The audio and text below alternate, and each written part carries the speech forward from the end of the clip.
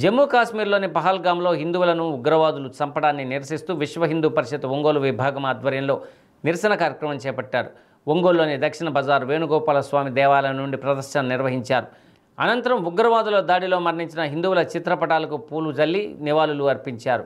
ఈ సందర్భంగా విశ్వ హిందూ పరిషత్ జిల్లా ఉపాధ్యక్షుడు జిల్లెలమూడి వెంకటేశ్వర్లు మాట్లాడుతూ విహారయాత్రకు వెళ్లిన వారిని కూడా విడిచిపెట్టకుండా ఉగ్రవాదులు దాడి చేసి 28 మందిని దారుణంగా చంపారని తెలిపారు. ఈ చర్యలకు పాల్పడిన వారిని సభ్య సమాజం చిత్కరిస్తుందన్నారు.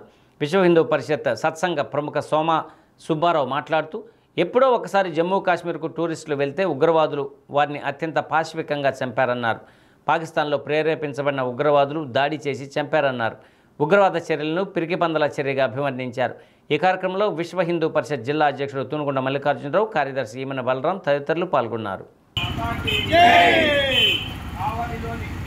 పహల్గామ్లో జరిగినటువంటి అతి నీచమైనటువంటి క్రూరమైనటువంటి కార్యక్రమం ఉంది.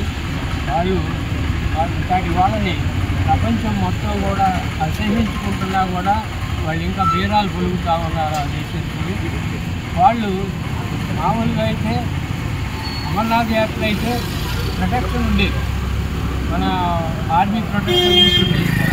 వీళ్ళు విహారయాత్రలుగా వెళ్ళారు.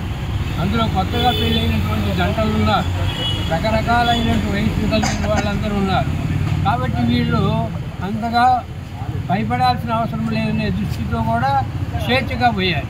పైపెచ్చు అక్కడ మైదానం ప్రాంతం అనేటప్పటికీ వాళ్ళు ఎక్కువగా ఎటు పరిగెత్తి తప్పించుకోవడానికి వీలు లేకుండా ఉండింది.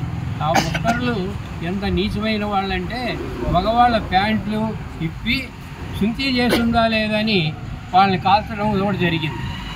హిందువు అయ్యావా లేదా, ఖురాన్ సూక్తులు చెప్పగలవా లేదా?